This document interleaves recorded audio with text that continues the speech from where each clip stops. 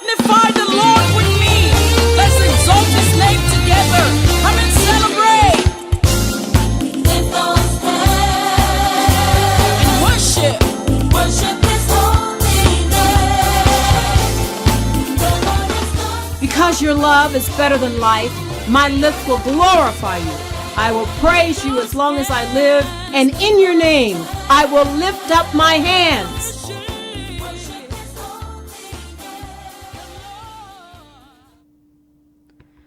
And good evening, church. God bless you. It's Wednesday night. It's time for another Bible study. Tonight, we're going to be looking at the book of Esther. I invite you to turn to Esther as we prepare to look into God's Word tonight. Esther is just past Nehemiah and before Job in your Old Testaments. If you want to look there, you'll see this lovely little book. This week we're studying the women of God that we've picked out for the Mother's Day celebration coming on Sunday. And we've looked at Hannah, we've looked at Ruth, we've looked at several.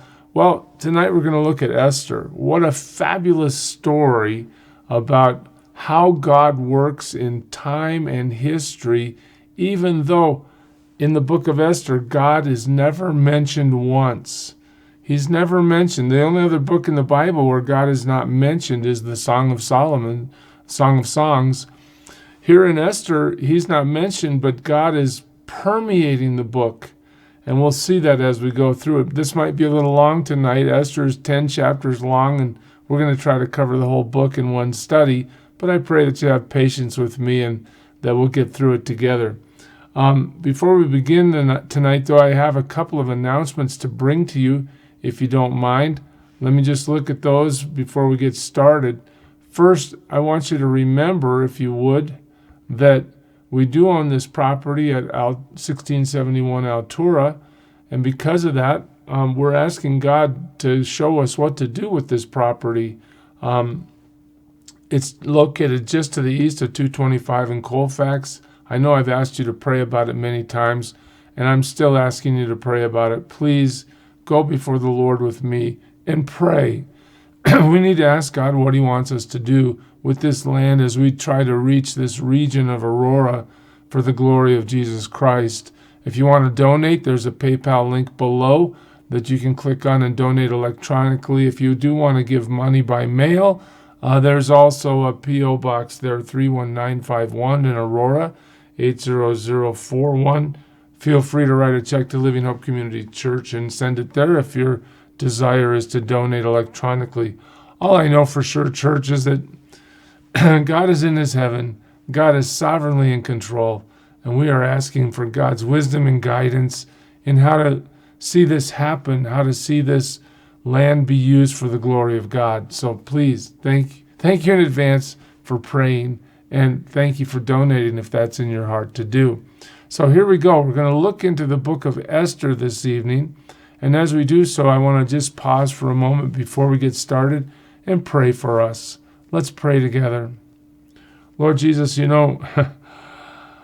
we don't need worldly wisdom here. We need godly wisdom. We need to see your word as you've revealed yourself in it, that we would understand how you work and who you are. And I pray tonight for every one of us that we would have the opportunity to see your mighty hand at work, even in the story of Esther, that we might understand that despite any circumstance that might be happening in our lives, you're in control, and you're able, and you're wise, and you're discerning. No matter what kind of chaos we may be facing in life, you're in control. Help us have peace. Help us learn. And I pray for anyone who doesn't know you, Jesus, that tonight would be the night that they would bow before you and receive you as the Lord and Savior that you are, that they might commit their lives to serve you forevermore. Open the eyes of the heart that they may see. For your glory, Jesus, we pray it in your name. Amen. All right, church, here we go to one of the most fascinating stories in the Bible that has to do with how God works, even though you don't really understand that God's working in it. So here we go. Let's go for some history and background in the book of Esther. By the way, these are the tombs of the Persian kings in Iran. And as you see those tombs, you have to recognize that this story is set in what's modern day Iran, used to be the Babylonian Empire. Here's what we see, that in history, the Persian Empire stretched from Libya all the way to India. What you need to get out of that is remember that the Jewish people went into exile in Babylon, right? They left because they had sinned so greatly. God finally said, okay, that's it. Judgment's going to fall. Nebuchadnezzar had taken them to Babylon, and the Babylonian Empire was great. But centuries or a lot of time had passed, and the Persian Empire had succeeded the Babylonian Empire, and now there was still a remnant of Jewish people in that place that had not gone back to the Promised Land when Nehemiah went back. So the Persian Empire was huge. It stretched from Libya, Ethiopia, all the way to India in Africa, all the way to Asia. Okay, there were some 50 million people in this empire, and they're all governed by King Darius. All right, King Darius dies. And what happens then? Well, his son, Xerxes, becomes the king. Xerxes is the king at the time of this story, although that's not his name in the story. Xerxes is also known as Ahasuerus, but it's the same guy as Xerxes. Okay, what we have to know is the Persian Empire is eventually defeated by Alexander the Great. The Greek Empire begins after this. And, okay, in this time where the Persian Empire is thriving, Ahasuerus, I'm going to get it, is the king of the Persian Empire, and he is an arch enemy of Greece. In fact, Darius was defeated by Greece. But one thing to note in this is that there's no mention of God in the book of Esther. Now, we're going to see this story. Let's go.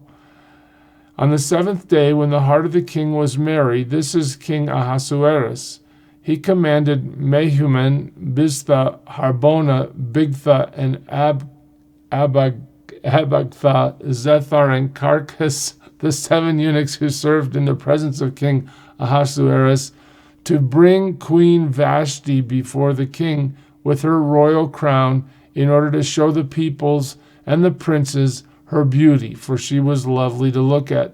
Now, what's happening here? Well, here's what you need to see in this.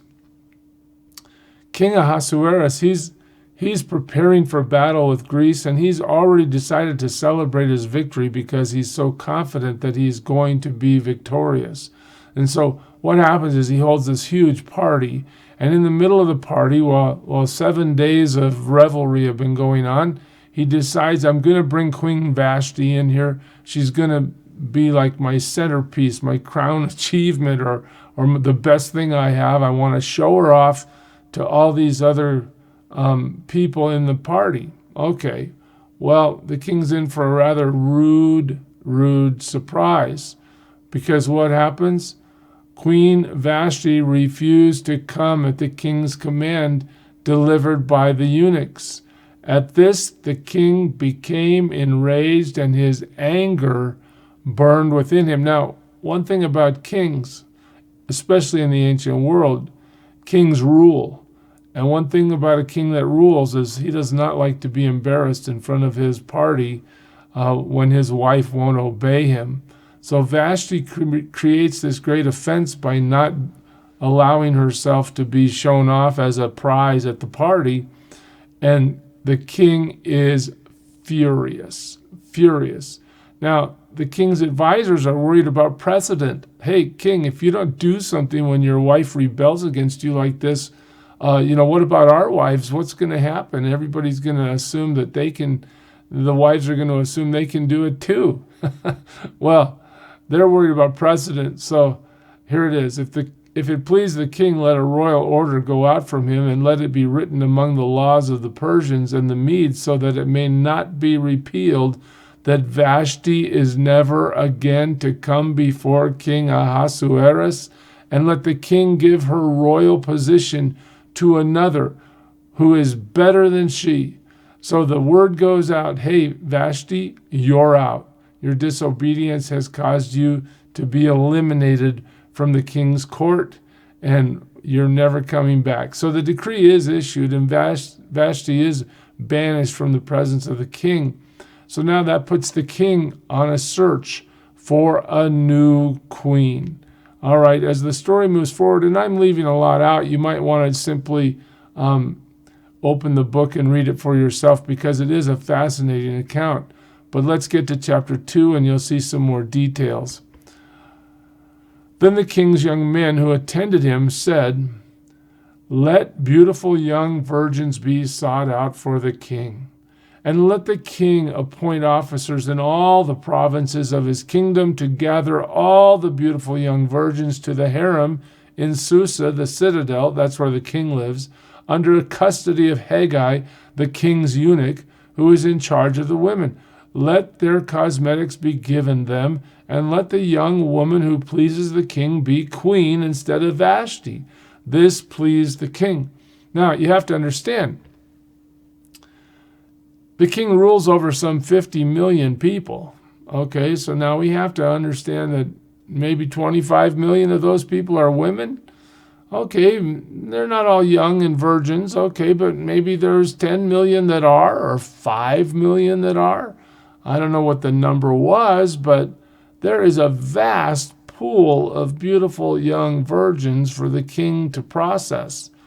Now, this is a pointer to us to show us how God works, because in the end, not to get too far ahead, but you'll see that Esther, out of all the millions of candidates, Esther is the one that is chosen by the king. The king thinks he's just doing his normal business, but underneath this, as we'll see repeatedly in the story of Esther, God, in his power and his sovereignty, is using the circumstances of the day to bring his purpose about.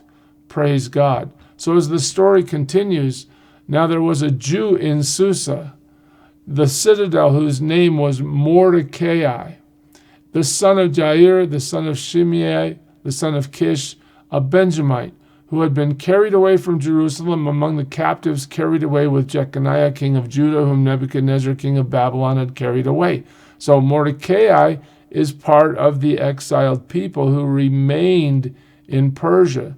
Now we learn a little bit about Esther. He was bringing up Hadassah. That's her Jewish name. That is Esther. That's her name that was changed in the Persian Empire. The daughter of his uncle, for she had neither father nor mother. So we find out from Esther that she's an orphan. The young woman had a beautiful figure and was lovely to look at. And when her father and mother died, Mordecai took her as his own daughter. So Mordecai is like her cousin, but in the end, he is older than her, and so he's raised her. She's been an orphan for we're not sure how long, but Esther knows about a bad day. She knows about a hard time. Anyway, we're introduced to her now in chapter 2. And when Esther was taken to the king Ahasuerus into his royal palace in the 10th month, which is the month of Tebeth, and in the 7th year of his reign, the king loved Esther more than all the women, and she won grace and favor in his sight more than all the virgins, so that he set the royal crown on her head and made her queen instead of Vashti. So this great lottery that's been going on regarding who's going to be the new queen has been won by Esther. She is now the queen. How does that happen? Well, God knows what's going to happen. And Queen Esther isn't queen because of her, primarily because of all the skills and talents and beauty that she possesses. Esther is primarily queen because God has put her in a position of power to do a great and mighty miracle for his people. Let's see what it is. When you get to Esther 2:21, in those days, as Mordecai was sitting at the king's gate, Bigthan and Teresh, two of the king's eunuchs who guarded the threshold, became angry and sought to lay hands on King Ahasuerus. So there's a plot. These two guys want to kill the king. And this came to the knowledge of Mordecai, and he told it to Queen Esther, and Esther told the king in the name of Mordecai. So Mordecai is now directly involved in protecting the king's life against these two guys that want to kill the king. Keep a note of that. That'll mean something here in a minute. Okay, in chapter 3, we introduced to a guy named Haman. After these things, King Ahasuerus promoted Haman the Agagite, the son of Hammedatha, and advanced him and set his throne above all and the officials who were with him. So this guy named Haman, he becomes the king's right-hand man. So now you got the king who has the queen Esther, and now you have Haman the Agagite, and he is a very, very, very powerful man in the king's economy. If you see what we just read, he was advanced by the king. He set his throne above all the officials who were with him. Okay, now when you have this kind of power, you likely have a huge ego, and that is what Haman had. And all the king's servants who were at the king's gate bowed down and paid homage to Haman, for the king had so commanded concerning him. So every time Haman goes in and out of the palace, the people around bow. They bow. Of course, there's a guy out there at the gate that's not going to bow. Did you see his name? But Mordecai did not bow down or pay homage. Mordecai says, I am not going to bow down to a man. I serve God. What does that do? Well, when Haman saw that Mordecai did not bow down or pay homage to him, Haman was filled with fury. But he disdained to lay hands on Mordecai alone. So as they had made known to him the people of Mordecai, look at this, Haman sought to destroy all the Jews, the people of Mordecai, throughout the whole kingdom of Ahasuerus. So we're likely talking about millions of Jews. I mean, if there's 50 million people being ruled, there's a fragment of that that's Jewish, and they've been there for several decades. So, they've multiplied, I'm sure. In the end, Haman's heart says, I'm not just going to kill this guy that won't bow down to me, this guy named Mordecai. I'm going to kill them all. I'm going to take the Jewish race and wipe it out. Does that sound familiar to you? One thing you can be sure of is that in Satan's plotting, he's going to try repeatedly to destroy the people of God, because if he can destroy the people of God, he's going to destroy the plan of God. Well, we see it even in modern times when Hitler tried to destroy the people of God. We see the physical circumstance of history, but we know that underneath that is the devil himself trying to defeat God. But God is great and mighty, and this plot will not work. You'll see. So Haman sets his eyes on killing them all. Then Haman said to King Ahasuerus, there is a certain people scattered abroad and dispersed among the peoples in all the provinces of your kingdom.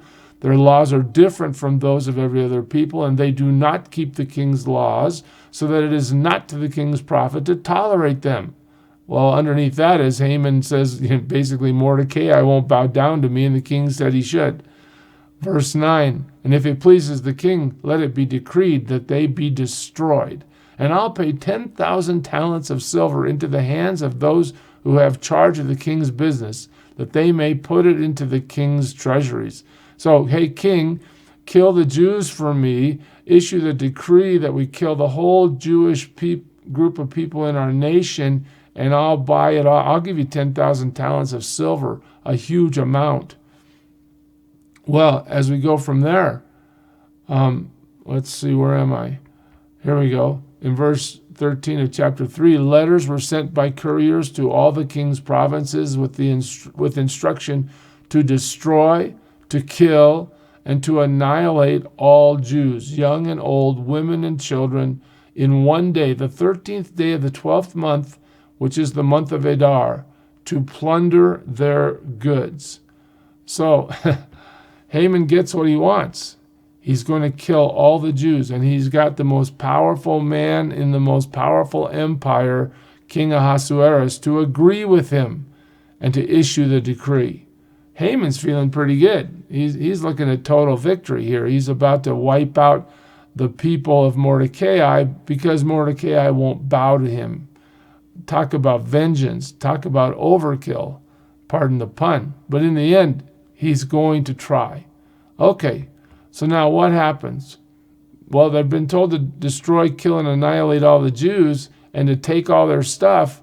When you get to chapter 4, you see this. He went up to the entrance of the king's gate, for no one was allowed to enter the king's gate clothed in sackcloth. Now, this is talking about Mordecai.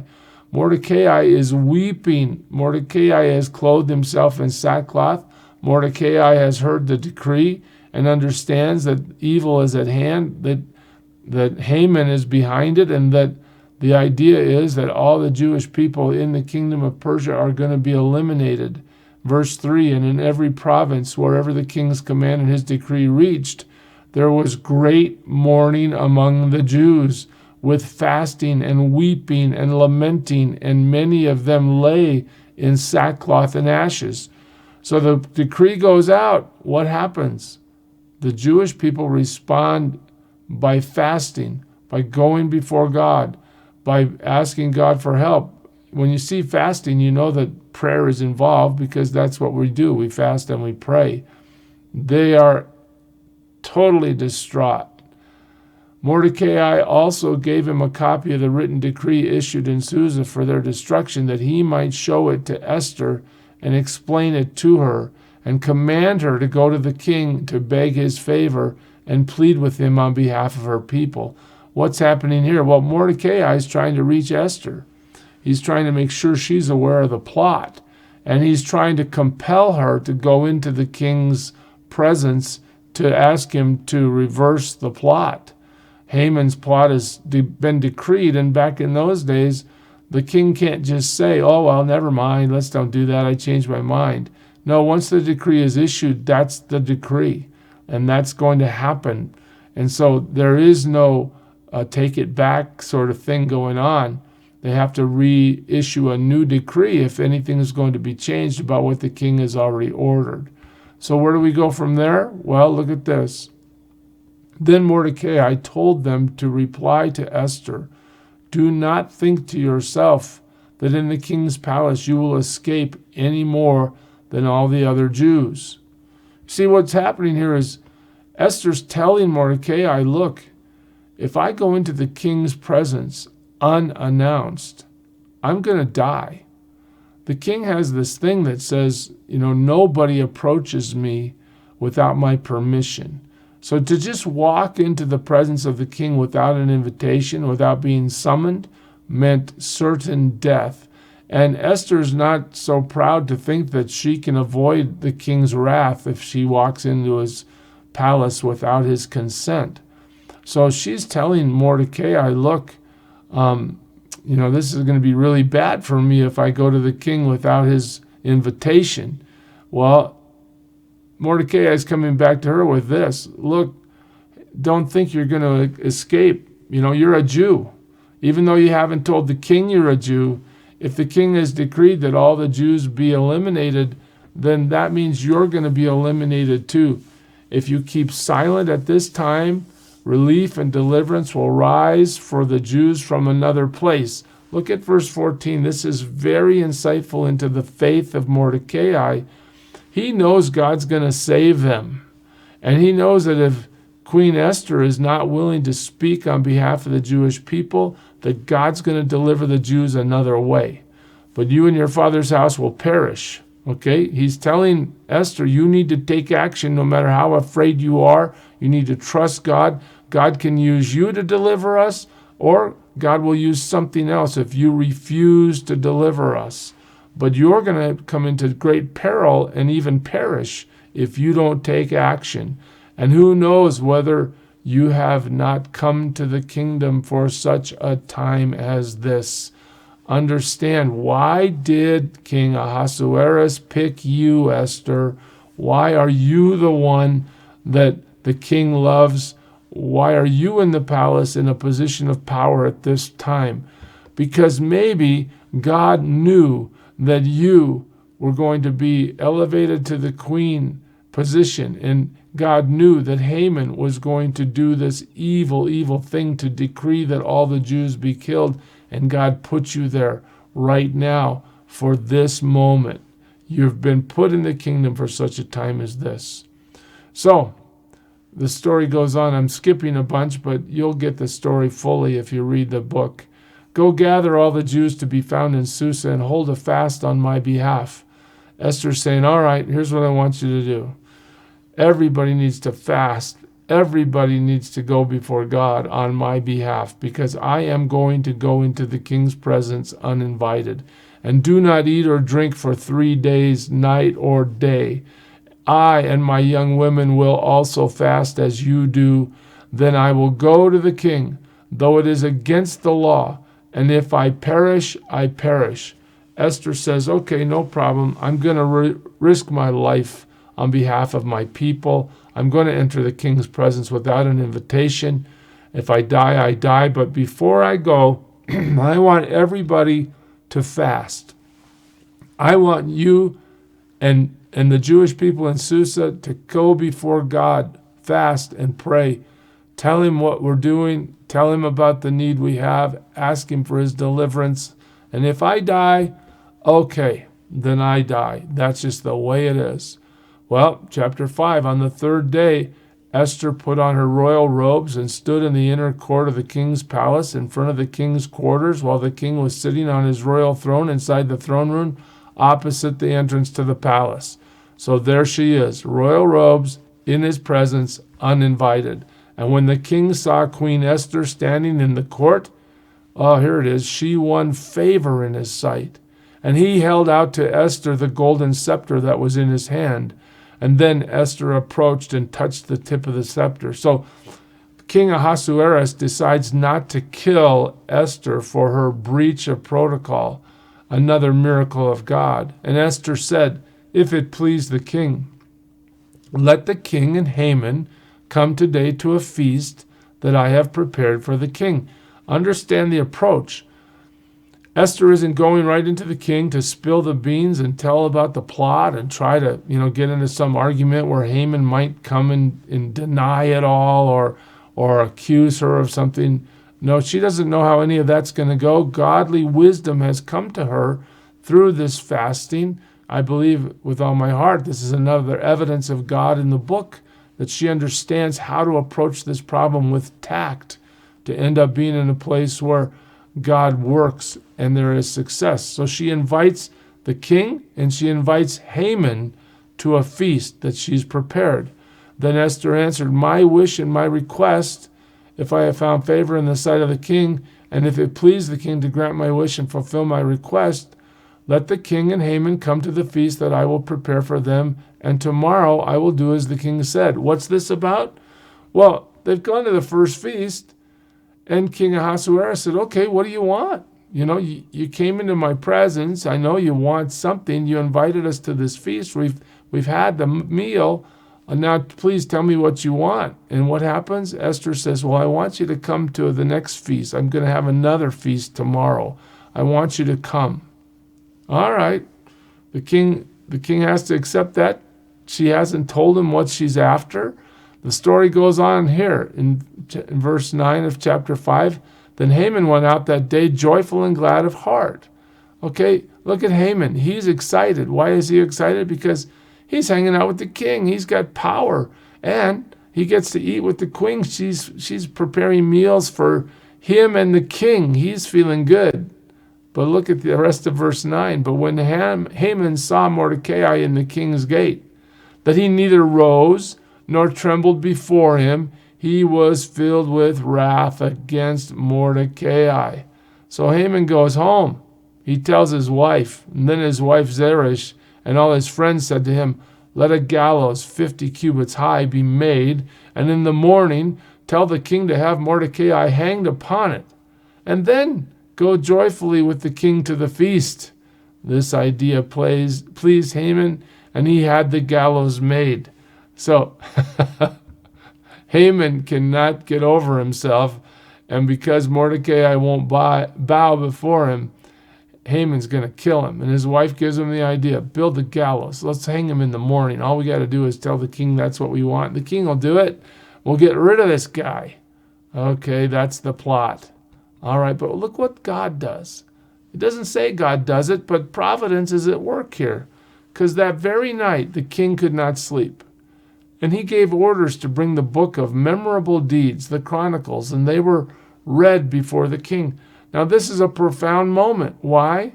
Because the king can't sleep, number one.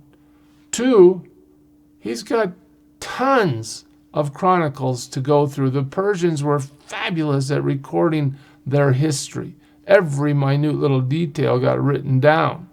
And so to think that the king couldn't sleep, to think that the king wanted to read the chronicles, I mean, who wants to do that? Maybe that's a way to go to sleep, I don't know.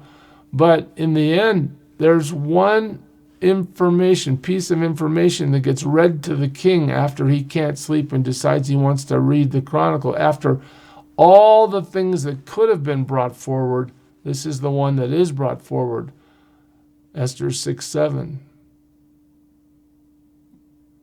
And Haman said to the king, for the man whom the king delights to honor. Oh, let me back up. Before I get to this, I just need to explain it. King Ahasuerus reads about how Mordecai solved the murder plot against him.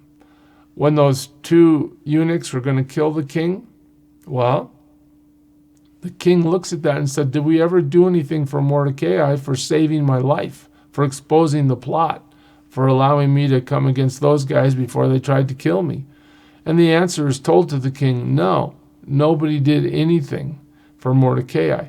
So Mordecai is now in the king's heart and mind, and the king is thinking about honoring Mordecai. So now, here's the plot of the story. You've got Haman coming in the morning to tell the king, I want to kill this Mordecai guy because he won't bow before me. And you got the king who's read this chronicle about how Mordecai saved the king's life. And the king is getting ready to honor Mordecai. Haman doesn't know that. And as Haman comes into the king's presence, now Haman is thinking he's the one that's going to be honored. Now let's go to that verse. And Haman said to the king, because the king asked him, what should we do for a man that we want to honor? Oh, hey, king, for the man whom the king delights to honor, let royal robes be brought, which the king has worn, and the horse that the king has ridden, and on whose head a royal crown is set. Haman's thinking this is going to happen to him. And let the robes and the horse be handed over to one of the king's most noble officials. Let them dress the man whom the king delights to honor, and let them lead him on the horse through the square of the city, proclaiming before him, thus shall it be done to the man whom the king delights to honor. Haman is in for a big surprise. Haman thinks, oh, he's talking about me. This is going to be for me. And the king is thinking, I'm going to do this for Mordecai.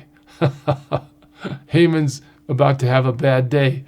Then the king said to Haman, hurry, take the robes and the horse, as you have said, and do so to Mordecai the Jew who sits at the king's gate. Leave out nothing that you mentioned.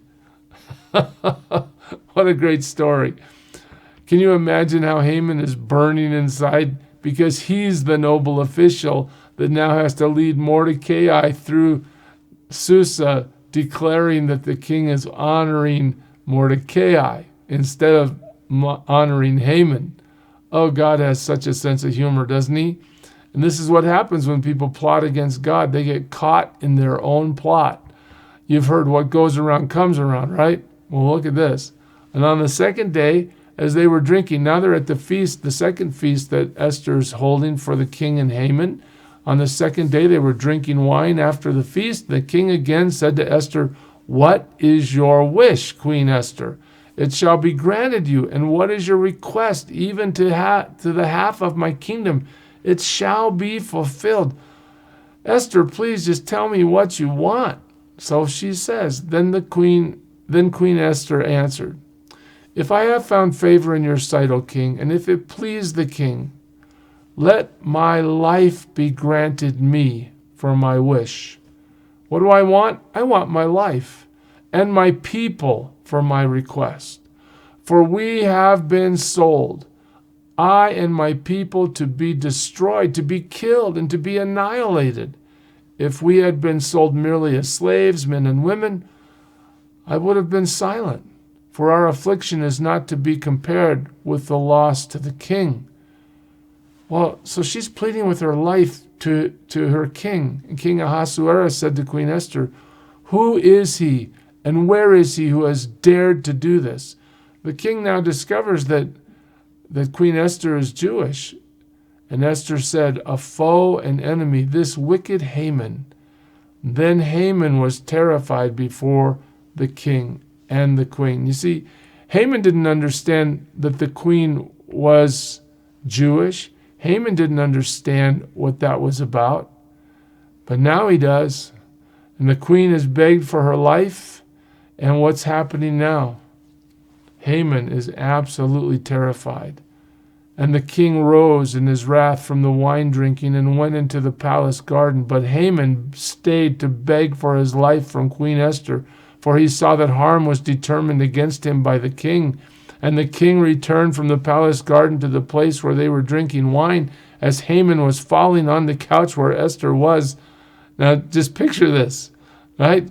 Esther sitting on the couch, maybe Haman's on his knees before her. And the king said, "Will he even assault the queen in my presence, in my own house?" As the word left the mouth of the king, they covered Haman's face. Haman's about to have a really bad day. Then Esther spoke again to the king. She fell at his feet and wept and pleaded with him to avert the evil plan of Haman the Agagite and the plot that he had devised against the Jews, saying that the king allowed the Jews who were in every city to gather and defend their lives, to destroy, to kill. So what's happening? In the end, the king says, "I will reverse the decree. We're going to kill Haman on his own gallows, but I will reverse the decree." And the decree goes out to the whole land. It runs all the way through the empire. Everybody gets it in their own language. And here's what the decree says. The king allowed the Jews who were in every city to gather and defend their lives, to destroy, to kill, and to annihilate any armed force of any people or province that might attack them, children and women included, and to plunder their goods on one day throughout all the provinces of King Ahasuerus, on the 13th day of the 12th month, which is the month of Adar. So the Jews are saved. And when we get to the next verses in chapter 9, we see that the Jews celebrate. Therefore, they called these days Purim, after the term Pur. Therefore, because of all that was written in this letter, and of what they had faced in this matter, and of what had happened to them, the Jews firmly obligated themselves and their offspring, and all who joined them, that without fail they would keep these 2 days according to what was written and at the time appointed every year, that these days should be remembered and kept throughout every generation, in every clan, province, and city, and that these days of Purim should never fall into disuse among the Jews, nor should the commemoration of these days cease among their descendants. What happens? The Jews are saved. The Jews are saved because Esther exposes Haman's plot. The king sides with Esther. Haman is destroyed. Mordecai is elevated. But more than that, the Jews throughout the whole land are given permission to fight back. They destroy those who are coming against them. They plunder those who are meant to kill them. And instead of being annihilated, they are embellished. They now have status before the king. They now have the plunder that they've reaped through the battles that they fought, and they now have a celebration that goes on to this day, the celebration called Purim, which is held even now. What does the book of Esther really bring to us? I want you to see this because, many times we get caught in the circumstances of our lives. We have trouble. And trouble comes to us, and our circumstances seem chaotic. Like, what are we going to do about life today when, maybe our spouse falls away from Christ, or maybe our kids rebel against us, or maybe we lose our jobs or have some sort of financial difficulty, how do we cope? Well, I want you to see this. First of all, God is in control. And as you look at the book of Esther, you can see exactly how God is moving through the process of this story. Number one, Vashti rebels, and she's replaced by Esther. What are the odds that Vashti would rebel? What are the odds that out of all the millions of beautiful young virgins in this vast kingdom of the Persian Empire, that Esther would be the one to be selected as the queen? An orphan Jewish girl gets selected. God is in control. Mordecai, what are the odds that he's by the gate overhearing the plot against the king when those two eunuchs want to kill the king? But Mordecai is there. He does hear it. He does report it. What are the odds that the king reads about Mordecai's help on the night that Haman has built the gallows and is coming the next morning to ask that Mordecai would be murdered? What are the odds that the king receives Esther and listens to her instead of eliminating her for approaching him without permission?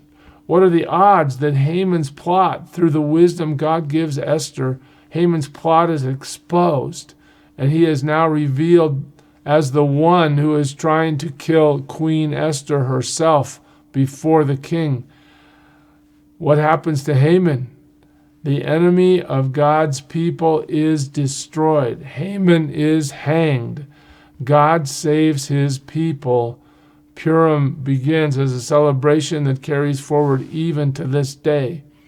We can learn a lot by thinking through the providence of God in the book of Esther. God overwhelmingly displays his power, but yet he's never mentioned. God overwhelmingly guides the circumstances of life, yet he's never mentioned. So what are the takeaways? You may not see God moving in your life today. You may not understand why your circumstances are the way they are. I'm sure Mordecai had a bad day when he knew, because he wouldn't bow before Haman, all of his people were decreed to be destroyed. But the circumstance isn't where the trust belongs for us. The circumstance of our lives is in the control of God, and we trust him. We serve him. We fast and pray and go before him. And what does he do? He accomplishes his purpose. In the story of Esther, this mighty woman who trusts God, this unlikely orphan girl who becomes the queen, is used by God to save the entire Jewish nation that's still outside of the promised land. What a great miracle through the life of Esther. I hope you see, as you think about your life, that no matter what your circumstances look like, God is your God. He is able. If you go before him, bow before him, and seek him with all your heart, he will answer, and his purpose will be accomplished in your life. God, help us understand that we can trust you in anything. Church, I hope you learned a lot from Esther. Again, I encourage you to go read the whole book. Again, remember that in the morning we will go for another Living Hope Today devotional if you're available for that. But God bless you, church. Thanks for being here tonight. Thanks for liking and sharing. And I pray until we meet again that you serve him well.